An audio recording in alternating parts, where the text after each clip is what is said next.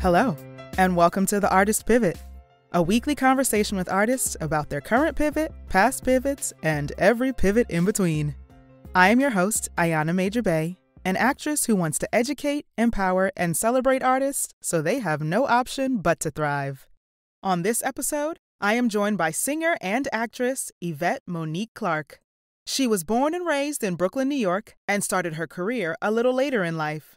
She was the mother of a 9-year-old son when she decided to change her life.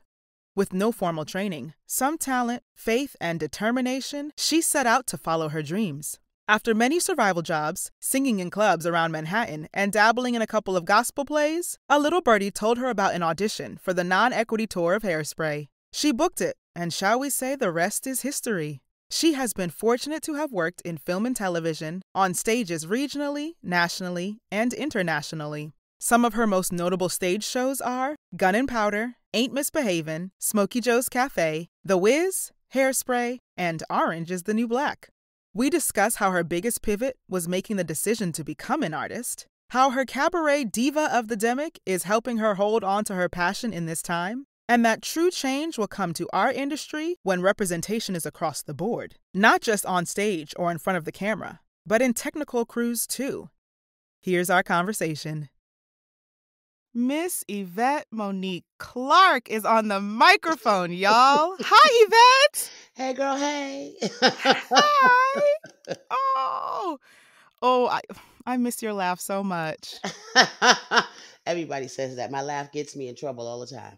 It does. You always know when Yvette's in the room. That's right. You're like, ooh, Yvette's here. Yes. But I get to hear it right now. So I'm blessed. My heart is happy that I get to hear your laugh and your voice over the microphone. Well, thank you. Thank you. So how have you been doing? What have you been up to? Well, like everybody else, just trying to survive, just trying to figure it out, trying to create, still trying to think, not let my mind turn to mush and keep my head under the covers. You know, just every day is a day. Every day is a day. Right. Understood. There were times that I was just like, I'm going to bury my head in the sand like an ostrich and somebody come tap me on the shoulder when it's over. Right. That part. But we can't do that. No. I know that you work at a piano bar that went virtual kind of immediately, right? Once the pandemic hit? Yes. My survival job is Marie's Crisis Cafe. I'm a singing server. And my last shift was actually the night that they decided to close all the bars down. And so the very next day, my coworkers and I had an emergency Zoom meeting and decided we were going to go virtual. And so we were the first to do it, I guess, as a group, as a bar, to do it. And we've been going for almost 7 months now. Wow. And we recently took a 3-week hiatus, and we're coming back to Marie's group without the apostrophe for season 2. And so we're coming back with new stuff, new ideas to keep it fresh because we had no idea we'd be going so long. Nobody knew we'd be out of this, in this situation for such a long time. So we decided to take a little breather and come back to everybody and do what we do, which is bring show tunes to the people. Right. So you guys didn't even bat an eye. Immediately you were like, okay, how do we shift? How do we pivot? How do we bring this online? Immediately. The afternoon before the first person shift. We usually start around 5:30, 6 o'clock in the bar. So we came up with the time slots. Everybody kept their same shift. The piano players go live stream. The singers put up videos in between for the piano players' breaks, and tried to keep it as close to our format at the bar as possible on the internet. So 5 o'clock, our first stream went up, and we've been going ever since. Wow. Teamwork makes the dream work, as they would say. Doesn't it? It really does. It really does. Yeah. But also, I know you have a little team yourself. I know that you started a little cabaret, if you will, called, I got to do a hair flip. Hold on. Hair flip. Diva of the Demic is something you started, Miss Yvette Monique Clark. And I want you to Yes. give me the lowdown on that. Okay. I put my toe in the water of the cabaret world last year. Mm-hmm. Today is actually the first year anniversary of my first New York City cabaret. Yes. Congrats. Yeah, thank you. I did it twice in New York to two sold out audiences at the Duplex. It was called Let's Give Them Something to Talk About. Mm-hmm. And so as I sat in my house learning all these new show tunes and craving to do something creative, I thought to myself, maybe I should do a virtual cabaret. So I got a set of songs together and I was trying to come up with a name. I needed something that had alliteration, something that people would remember, make them laugh, whatever it was. Mm-hmm. And so I came up with all kinds of crazy names that I don't even remember at this point. And I was like, Diva of the Demic, that sounds kind of cool. And so that it snowballed into that, and backdrops and lighting and sound, all kinds of crazy things. I actually produced my first virtual cabaret. Fortunately, I have the space in my house to do that. So yeah, I decided to channel my energy and my talent into a virtual cabaret, and it had a pretty good reception for the first time out the box. So I'm really proud of it. Mm-hmm. Mm-hmm. As you should be, because y'all, I saw that cabaret. And Miss Clark? Ooh, Miss Clark. Y'all already know I'm obsessed with this woman and her voice. And so to see her on this virtual screen, yes, with the backdrops. I'm not going to reveal what you did, but y'all, she had multiple backdrops. She had costume changes. Like, yes, you are truly the diva of the Demic. Okay? That name and title are so fitting. Thank you. Thank you very much. They really are. And so, question, do you think you would have done this if COVID didn't shut down our industry? Like, did you have plans to do another cabaret this year? Or this came out of the need to go, you know what? I've done cabarets before. Now, how do I move it online? Or was a cabaret already planned for this year? I had no plans for a cabaret this year because I had um some projects that were going to be coming up. Hmm. And so it wasn't my intention to create another cabaret at all at this particular moment. But since everything else was closed down and postponed or canceled or what have you, it kind of forced me to take on this project. And because I'm an extra person, and what I mean by extra, I'm always adding and adding and adding and adding. Um, the Hmm. first cabaret was like, why am I doing all of this? Because it's who I am.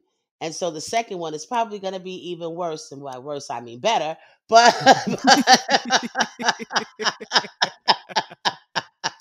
because I'm just that extra. But no, it wasn't on my radar to do another cabaret at all.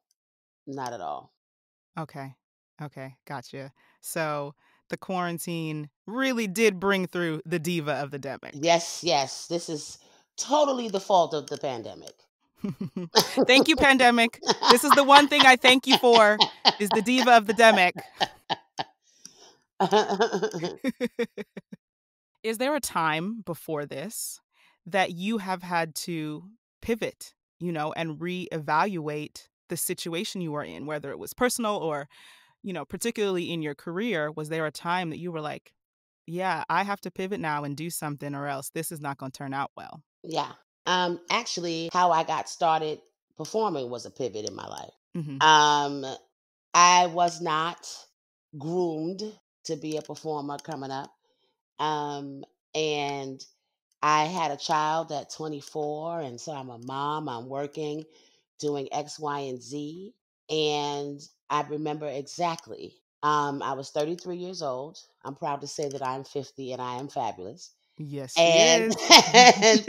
and I was in my living room and I was going through these emotional trials and tribulations because I knew I wasn't in the place I wanted to be in my life. And my mother asked me, "What do you want to do?" And I said, "Ma, I just want to sing."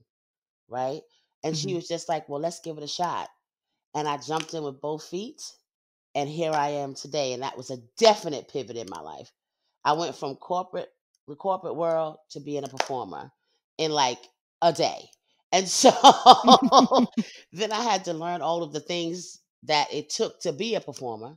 Hmm. But yeah, that was the biggest pivot for me in my life, was becoming a performer. Right. And had you always wanted to become a performer, like when you were little and you just kind of put it aside? Or was this a new discovery? Well, like in school, I was an award-winning storyteller. I was Hmm. the lead in all the plays. I knew that I enjoyed it, right?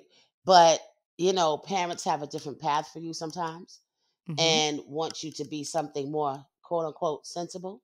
Hmm. And so I did what I was told, so to speak, and which never felt comfortable for me.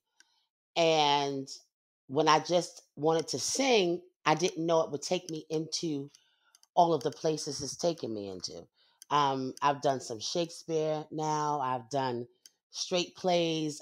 So it's expanded past my ultimate dream to just sing something. And yeah, that's pretty much it. I think I answered your question. You did. You did Okay. answer my question. Yes, that was the answer to the question. Right. So you took a big pivot into the performing industry, Hmm. and it has served you and everybody else who gets to experience your presence well. Thank you. Thank you.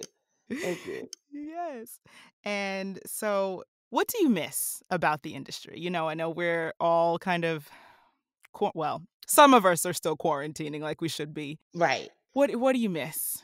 I miss everything. Hmm. I miss my wardrobe, hair, sound, lights, because I have to do everything myself now, Hmm. including the editing and the filming and all of those things. So I just want to say, if there is one artist out there who doesn't have the utmost respect for the folks that make us look good on stage, shame on you.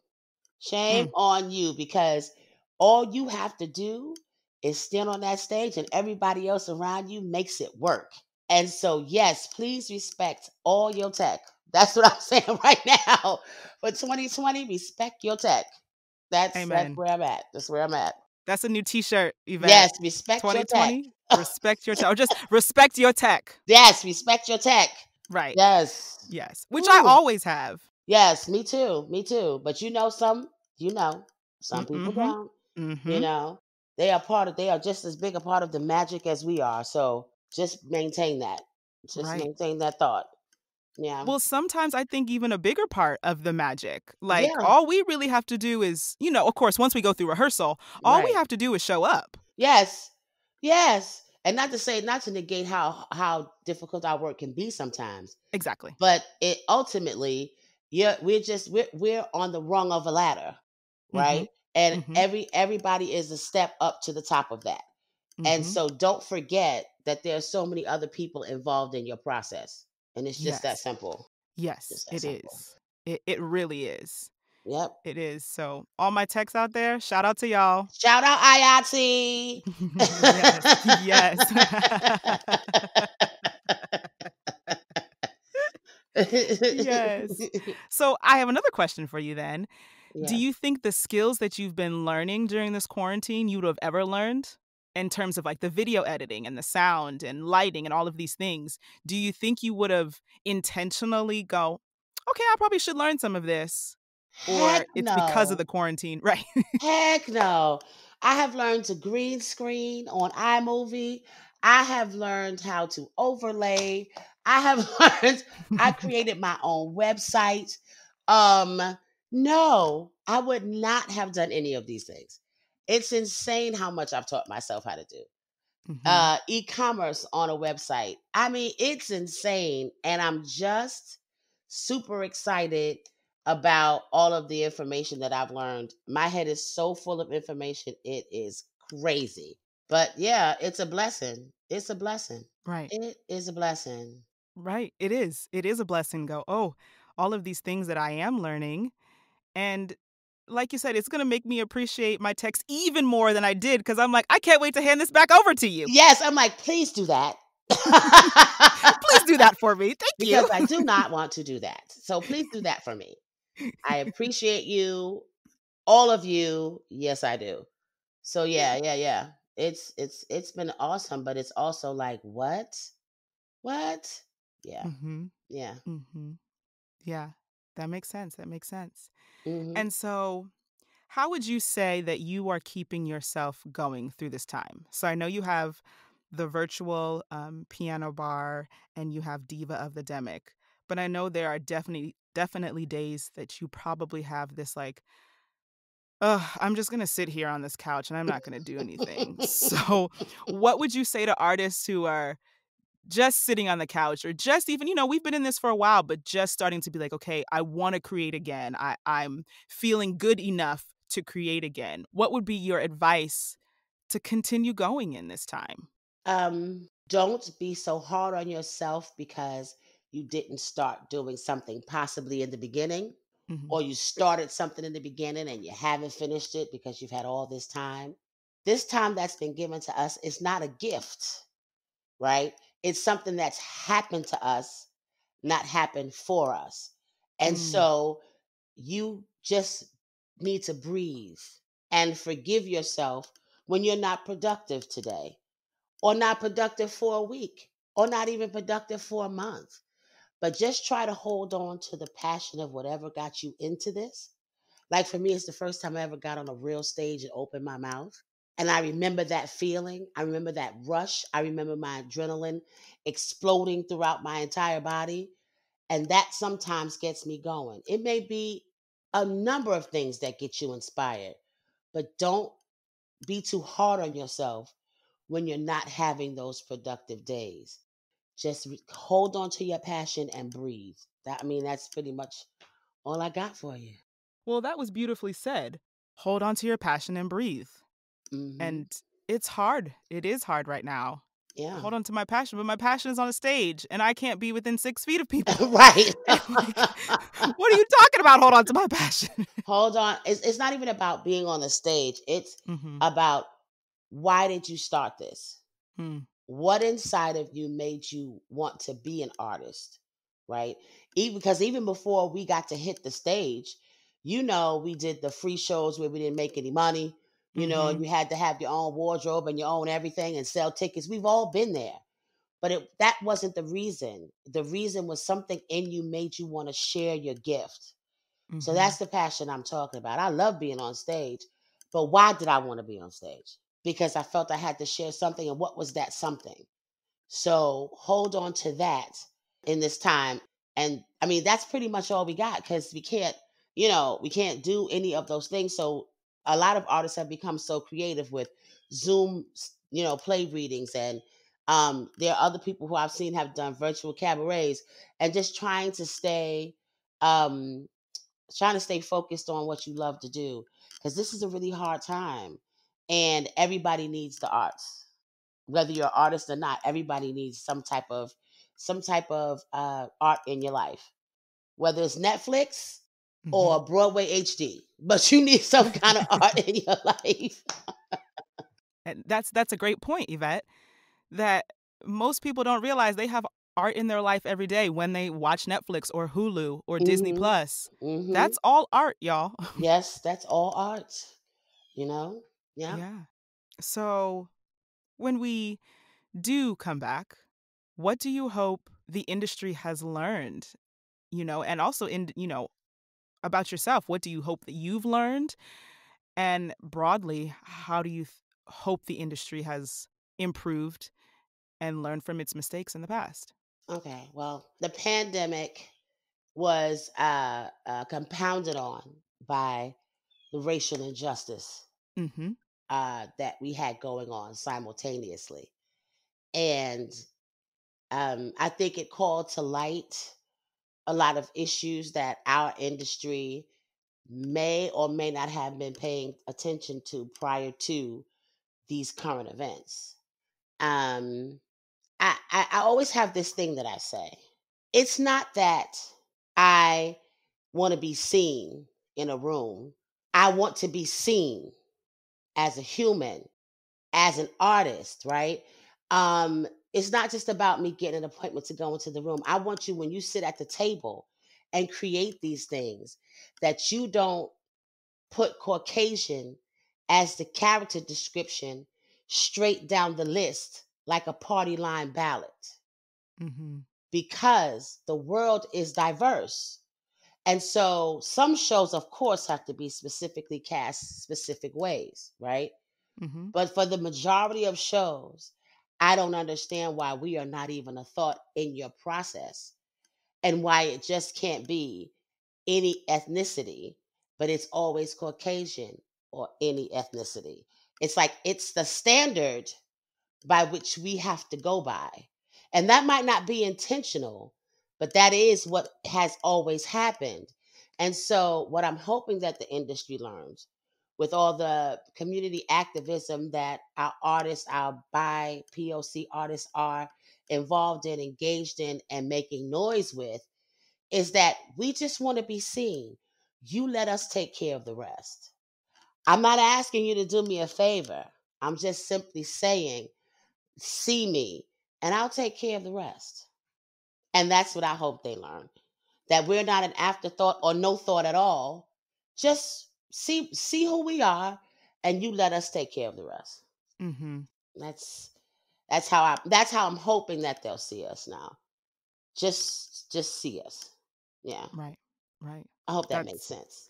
yes, that did make sense. That did make sense. That's beautiful. Now, with that, do you think the industry was afraid to see us before because that means they would have had less power? Well, I don't know if they would have had less power. I think I know what you're trying to say, Mhm. but we on a podcast. Okay. Mhm. So Yep, right. Yep. Yeah. um I don't know if it's about less power, or will we will people not work as much as they have previously? Mhm. Um I don't know the answer to that question per se. Right. I just know that it is systemic, as is Mhm. everything else. It's been generational. It's been since its creation. But I do feel like some theaters are maybe going in the wrong direction, trying to prove how not racist they are, or doing Mm. things that are unnecessary. I'm like, because that's not really what we're asking you for, right? Mhm. I'm asking you for representation. I don't need a paragraph on what you feel that Black Lives Matter. That's great, but I need you to now put those words into action. Saying that you believe that we're just as viable in this community. It's a wonderful statement to make. Now I need to see you call it to action. And that's what I'm watching for. That's what I'm watching for. Right. Yeah. Right. You're watching for the words to turn into action. Yes. Yes. And Yes. if we are, because we know we are a viable, very viable part of this community and our Hmm. stories are worth telling. So if you think that as well, then let's put more of our stories on stage. I Yes. know that there are Black playwrights out there and Black directors and who've always been there. That's the thing. They've always been there. But Yes. now it's okay. So you make the choice as the theater to put on shows that are by Black artists or artists of color and directors that are artists of color. And that's you putting your words into Right. actions. Right. Right. I don't need a company statement. I need I need to walk into a room and say, "Oh my goodness, that's a Black director. Let's get it." You Mm, know what I'm saying? Or that's yes. a female director. Come on, let's get it. Right? Yes. I need to Mm-hmm. have that happen. And even let's go even further than that. We're talking about crew as well. Mm-hmm. Technical directors, carpenters, Yeah. everybody who works, like wig people, wig folks, costume folks. Oh, I'm talking about all across the board, not even just about the stage and who does the creative part as far as the acting and singing and stuff. I'm talking about everything. We need Mm-hmm. representation everywhere, because I've been all over this country, Mm-hmm. and I can almost count on one hand how much tech I've seen that's people of color. Hmm. So That's what I'm talking about.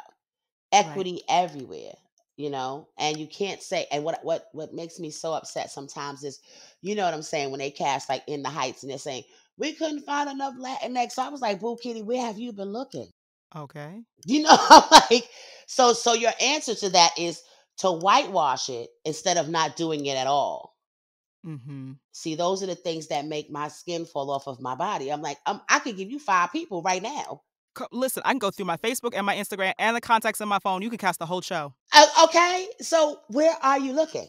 I don't understand. So the option is to not do it, since there is such a vast catalog of shows that you can do. Mm-hmm. Why do you want to do In the Heights inappropriately? So those are the questions that I ask. How about we don't do that ever again? Not never. Like not never. So I mean, I guess that's the thing. That is the thing. That's the thing. And when you were talking, Yvette, that brought up something that I don't even know if I've actually mentioned this to anybody. So when you were saying, okay, more than just behind the table and in front of the table, but in the tech aspect of really having people of color and, the costumes and the wigs and the makeup and stagehands and riggers and all of that. I had an experience once where I did a commercial. It was a Hershey's VH1 Christmas commercial. And it was a cast of... I saw that. So cute. Yes. Oh, thank you. Thank you. It was a cast of 5 Black folks and 3 women and 2 men. And when I walked into hair and makeup and there was a Black man and a Black woman on hair and makeup, I said, come on. I said, I had to give it like a hand clap. Like, whoever did this, thank you. Thank you for paying attention that you cast 5 Black people and you have Black hair and makeup. Yes. Thank you for that. Yes.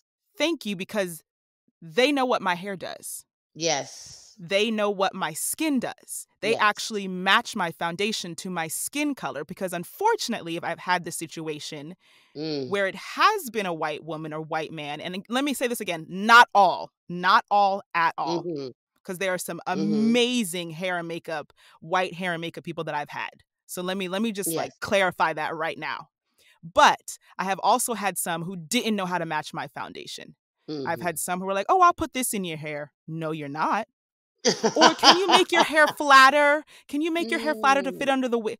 No. I do, my wig prep, I do 2 braids going down like 2 French braids. No, I'm not pin curling because my hair is too thick to pin curl. Yeah. Like, so it was, for me, it was like, kudos to the crew at VH1, whoever's job was it to find hair and makeup, thank you for finding Black hair and makeup for the Black cast. And also, I don't know if they did it for the day or it's always living in the bathroom, but in one of the bathrooms on set, I walked in and you know how they have that little basket of things, right? Hairspray and different things in a bathroom. Right. When I tell you, Yvette, they had Eco Styler gel. No. They had Cantu. No. They had, I was like, it's a basket of Black products, Yvette. Wow. I said, whoever did this, I want to give you a hug because you understand. Oh, my heavens. Right. That's I had never experienced that. It was amazing. But it's that like, have more diversity across the board. Yes. Yes. And you see how simple that is? You see how when I worked at a theater and they had cocoa butter on the side of the stage, I said, wait a minute. Wait a minute. You know what this is. So, I mean, it's little things that make it feel like you're seen and that you're important in the process. Who knew Cantu would be so excited to see you when you went to the bathroom, right? Listen. I was like, I use these products at home. Who put this Eco Styler and Cantu in this bathroom? Who did this? And whoever you are, thank you. Thank you. And that's like, it's like, here's the thing. Everybody's like, oh, I don't want to be different. No, we are different. Praise your differences. My hair is different than yours. My skin is different than yours. I have to use cocoa butter. I have to use Eco Styler gel and Cantu. I need more moisture in my hair than Yeah. my white counterpart. Yes. But that's not a bad thing. It's a good No. thing. And see those differences as good and get the products that you need. Like Yeah. have cocoa butter on the side of the stage. Yeah. Have Cantu in the bathroom. Yeah. Yeah. It's a learning process for everyone to Mm-hmm. learn to include us. Mm-hmm. In 2020. Yeah. We're still fighting to wear our own hair. So, Mm-hmm. yeah. Yeah. It's a learning process. Yeah. We are. It is a learning process. And I hope everybody's willing to learn. Yes. That's the thing. You have to be willing to learn. Right. Right. Exactly. Oh, Miss Yvette Monique Clark. Hey, darling. Woo! Hey. Y'all don't understand. My soul is so filled right now. We worked twice together on the spray? Yes. Twice Yeah. together. Twice. Oh, I got Miss Motormouth Maybelle on the mic. When you sent me your pictures that you were in the wig, I said, welcome to the club, darling. Welcome to the club. Yes. Thank you, Yvette. When I tell you, okay, so here's the thing. I've always had so much respect for all my Motormouths. So I've done Hairspray 6 times now. Yes. You which caught I'm up to still me. like, I caught up to you. Okay. I'm on your level now. I caught up to Miss Clark. But first of all, when they told me I was understudying Motormouth, I was like, what? Have y'all seen me? I am 5'4" and 130 pounds. Yes. I'm understudying who? What? Okay, sure. So I was like, okay, Dynamite, Motormouth understudy. And our, Motormouth got sick and I had to go on. And when I tell you I donned that blonde wig and Yvette's, I channeled every Yvette Motormouth Clark-ism I could. Okay? Yes. Yes. I said, this is for Miss Clark. I'm probably the smallest Motormouth there has ever been. Yes. But I sang my little heart out in that blonde wig. The blonde wig changes you. When you put it on, you just become something else. It just is. It's just magic, It's like It's so magic. Cinderella's shoe. It's just you put it on and then it's like you're all of a sudden this different person. Yeah. It's kind of magical to be Motormouth. Yes. Yeah. Yes, it is. And like I've always had respect, but singing those 2 songs, Big Blonde and Beautiful, and I Know Where I've Been, I'm like, oh, God bless all the Motormouths out there. Yeah. They were purposely built that way because she doesn't come out that much, I guess. So they had to give you something to remember her by. So sing your chest off and then come back again and do it again, Right. Yeah. And then you get the standing ovation. Yes. This is how this works. This is how this works. This is how this works. Listen, I'm trying to experience it that way. I probably will never understudy Motormouth again because, again, I'm tiny. Yes, yes. But I had to do a split track. So I was a Dynamite for the first half of the show. Oh, my God. Welcome to the 60s. Oh. And then during the gym scene, I changed into Motormouth. Oh, wow. And came out for the end of Run and Tell That. Oh, my gosh. I was exhausted. I did 3 shows like that. I was like, but is our Motormouth well yet? I'm tired. This is great. I love it. Thank you, Lord. I got to experience it. It's on my resume. I got the videos. Okay, I want to hand the blonde wig back. I want it to be done. I want it to be done, please. Thank you. Yeah. Yeah. Oh, Yvette, this has been wonderful. Thank you so much. You're welcome, darling. You're very welcome. And before I let you go, there is something that I must say to you, and that is I acknowledge you, I celebrate you, and I uplift you. Ooh, don't make me cry, girl. And I just want to say to you that I am so proud of you for your artist pivot. And congratulations on this wonderful podcast. And I wish you the utmost success. Thank you so much, Yvette. Thank You're you welcome. so much. That means the world coming from you. Thank you. You're welcome. Thank you. Thank you. Yvette, thank you so much for sharing. Thank you for your wisdom, insight, and contagious laughter. It is hard, but Yvette is right. Hold on to your passion and breathe. Whatever makes you excited to get out of bed in the morning is the passion you should be holding on to, even in this time. Thank you again, Yvette, and thank you for tuning in. I'll speak to you soon.